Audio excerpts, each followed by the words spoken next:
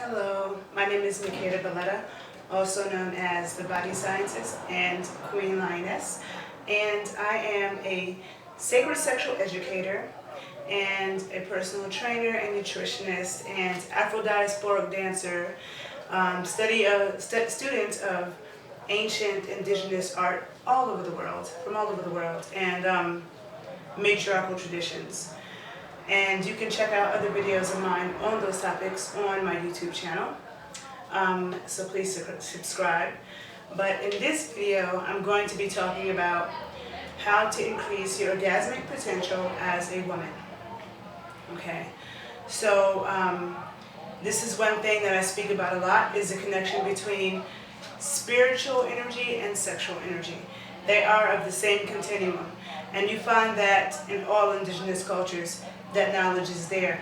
A lot of it has been buried because of patriarchal traditions taking over, and that's in every continent. A lot of that has to do with religion, especially the world's three main religions: Christianity, Islam, and Judaism.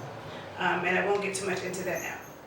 But the understanding and acknowledging the representation of the goddess in ancient art is very important, because the most ancient artifacts found are of nude women, the Venus figurines, okay, where the breasts and the buttocks and the hips and the vulva were emphasized. And you find these figurines all over the planet. And you find depictions of women in ancient art of the goddess for thousands of years before you see any depictions of men in ancient art. And once you do find depictions of men, the first depictions of them are of the baby breastfeeding on the mother, okay? So in matriarchal traditions, everybody acknowledged and respected the fact that we all come from the womb of our mother. It was not about putting down men or anything like that, okay? And under goddess traditions, people often talk about something is not written in stone, okay? So when things are written in stone, it's important for us to pay attention to them. And finding these stone figurines all over the planet. Also, we see orgy scenes, we see women with their legs open, all over the planet, written in stone, okay? Also, when we find depictions of goddesses in India, in Africa, in the Americas, they often are topless. Their nipples are usually exposed. And a lot of people know about chakras, okay? Chakras are vortexes of energy, spinning vortexes of energy that run up and down our spine. However, we have more than those 7 major chakras, as what is spoken about in the East Indian tradition and the Native American tradition, depending on which tribe you're talking about. But generally speaking, in the Native American tradition, there are 9 chakras, 7 up and down the spine and 2 outside of the body. But really there are more than that, okay? Those are just talking about the spinal chakras. We also have little mini vortexes and chakras on our nipples, okay? On our clit, spinning around our navel, okay? And our navel, our womb, that's where we connect to people. One of the reasons why I study ancient art so much is because that is where the cosmology, the medicine, the truth is, okay? And I am a student of Afro-diasporic dances. I danced for a Haitian folklore company for years in New York City. I still am a student of Haitian folklore dance. But one of my favorite dances is a dance called Yangaloo, which you can look up, Y-A-N-B-A-L-O-U. It is a serpent and a water dance, okay? So in the movement, you are embodying and thinking about and moving like fluid, serpentine water and snakes. And the offering for that spirit is an egg. The depiction of that deity, that serpent deity, in art a lot of times is depicted, Dambala is depicted wrapped around a tree, up in a tree. And again, these are things that we constantly, consistently find in all cultures, including the Bible with the snake and the tree, okay? Which those stories are more ancient than the Bible, let me say that. And so in the Yangaloo dance, there are movements and embodiments of serpents in the belly, okay? Almost like a serpent in the belly. Now, if we think about the serpent and we think about cords, and we think about rooting ourselves. A lot of people, there's a lot of things that have been going around the internet about why women should not have too many sexual partners because, you pick up negative energy from people. You pick up the energy from people. Yet, when you have sex with people, you can pick up both good and bad energy. So my thinking was always, if you have sex with smart people, good people, people who have great qualities and talents, you can absorb those positive things, okay? That's why you don't want to have sex with toxic people and people that have a lot of, craziness going on or things that you don't feel right, someone who's being disrespectful to you, someone who does not make you feel good when you're around them. That's important.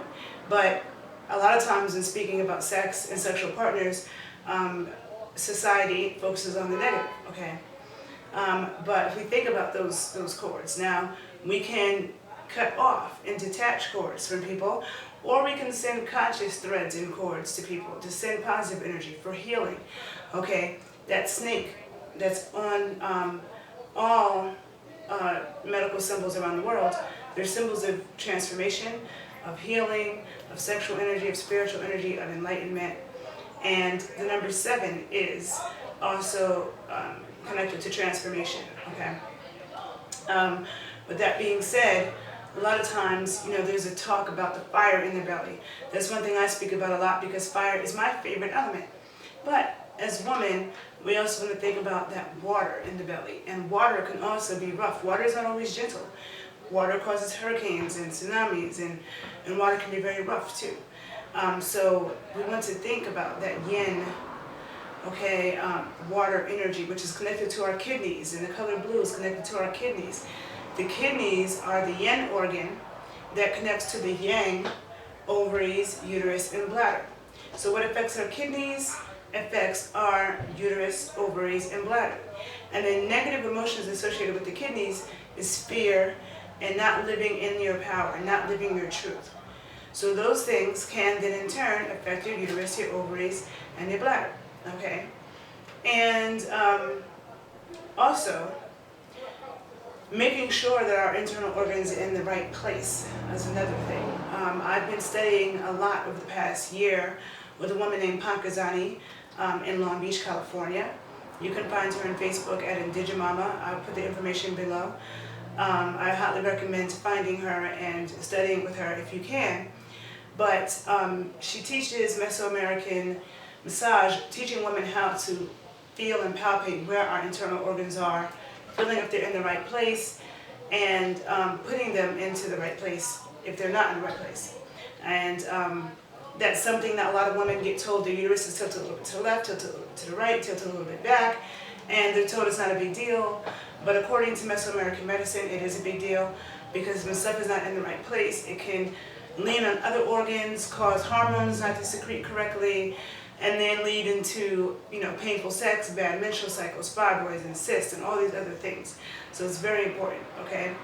And also, when things are not flowing properly, when they're not in the right place, they don't flow properly, the energy doesn't flow properly, energy can be blocked, and that affects our orgasmic potential and just chi and life force that runs through us. We store all of our life force in our womb, right under our navel. Right under our navel, that is where we have our uterus, our ovaries, our bladder, and our digestive system coming around above the navel, but also below. So this is where we store our chi and our life force. And the ancient Taoists also spoke about the connection between our sexual health, our libido, and the health of our internal organs. So there is a connection between our libido and the health of our internal organs. Okay, meaning that if your sex drive is messed up and restricted for some reason, that can affect your internal organs in a negative way. But also on the flip side, if your internal organs are not in the right place, that can then affect your libido in a negative way. So it goes back and forth, and that's true with all different parts of the body. But our internal organs being in the right place. So focusing on, not having blockages here. And that's another reason why I'm a big proponent of dance. And specifically dances that require you to manipulate your hips in lots of fun, complicated ways, because it brings your consciousness here. It creates an elastic pelvis, which is what you want for, not just for sex, for moving energy, but also during birth. Okay, doing serpentine movements and learning how to contract and relax and connect and control can help in the time of birth when you want to work your baby out, okay? It can help during sex to help that kundalini rise. It's important to not just have strong muscles, but to have elastic muscles. Muscles that are tight, can stretch, go back to tight, and stretch and tight, elastic. You want elasticity in your pelvis, okay? And you want elasticity in your vaginal canal. Also, let me see other things I wanted to mention. It's really great to work your pelvic floor in the water. So water is really good place to do pelvic floor exercises. I was just in Costa Rica with Pakistani teaching a Matriz Mística workshop, intensive, 40-hour intensive that she and I taught together. And we had the woman go into the ocean and do lymphatic breast massage in the ocean. And I teach a form of breast massage that is more dealing with spirals, okay? And Pakistani taught a breast massage that was more lymphatic, where you are basically pushing down on the breast and pulling forward in different ways, and cupping and pulling forward in very, not super aggressive, but hard, forceful ways. Because the lymph in our breast needs to move. It can only move from massage and from shaking. That's why shake dances are very important. Shaking the breasts are very important. And letting them be loose and free. Okay, bras, you don't see goddesses in ancient art wearing bras. You don't see indigenous people, pre-colonial people wearing bras. Any place where it was hot, their breasts were out. Okay, their nipples were not covered with pasties or anything like that. It's important for the nipples to breathe. They are vortexes too. Okay, there are a lot of women who don't have sensitivity in their nipples, and that's sad because the nipples and the clit are connected. There are pathways, neural pathways between the clit and the nipples. So if you find that you don't have sensitive nipples or you don't have sensitive clit, there are exercises that you can do to help increase that sensitivity, and a lot of it is mentally connecting while you physically stimulate and letting your breast be free and not blocking that, because when you have bras on all the time, they're restricting the lymph, they're blocking the nipples, they're blocking your breast energy, and that can have an effect. We women are vessels, okay, and our heart is where our breasts are. So the vessel needs to let go, it needs to release, it needs to overflow. So as women, we need to think about releasing more that water energy, that orgasmic energy. That is important for our spirit, and it's important for our overall health and our chi and our sanity. Okay, they are connected. Your brain and your sexual center are connected.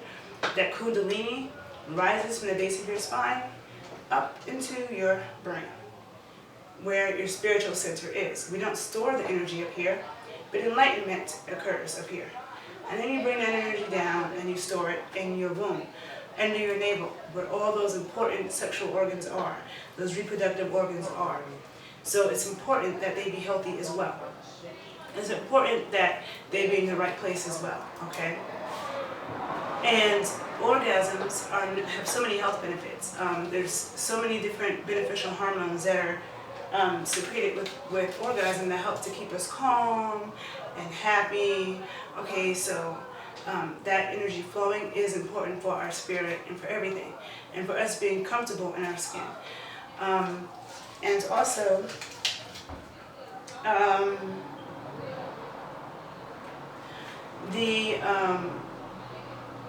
the same hormones that we secrete during orgasm are the same ones that we secrete at birth, especially at the height of birth, with the whole birth process. So being able to connect to contracting and relaxing, having a connection, being elastic, and being able to be in tune with our sensual pleasure can help birth go a little bit more smoothly. And this is not a cut and dry thing, because birth is very unpredictable. But being open as women, we're vessels, things come through us. So in order for things to come through us, we need to be open to, okay? There are times to be closed. Like after birth, you want to close. A lot of the after-birth treatment of women in care is help close her and keep her warm, okay? But for things to come through us, we need to learn how to be open and open up and let things flow. let things flow, okay? So with increasing your orgasmic potential, to sum up this whole entire video, I highly suggest working with a yoni egg, or a puanani egg, as I like to call them now, because that will help to give you an energetic massage internally and help dissolve traumas and gently dissolve and transform energy. It also is a catalyst for that serpentine snake and helping to really build up sexual energy and build up that fire that you can help to cultivate. You can start cultivating that energy. Also touching yourself and being comfortable in knowing yourself. As a woman, if you have not had an orgasm yet, it is not because you have not found the right partner. It's because you yourself have blockages and are closed. So you want to touch yourself and see how that feels. Do definitely massage your breast. Work on clitoral and nipple stimulation at the same time, and breathing. And being gentle with yourself, okay? Also making sure that your internal organs are all healthy in here as well. So, and again, orgasmic energy and sexual energy are of the same continuum. And in the female path and female shamanism, the more sexual energy that we build up and cultivate, the stronger our shamanistic powers are, our dreams, and all of our superpowers and our health, okay? So I'm going to end this video with that, and please feel free to check my other YouTube videos, okay? Thanks for listening. I hope this video was helpful. If you liked it, please join my channel. Bye, guys.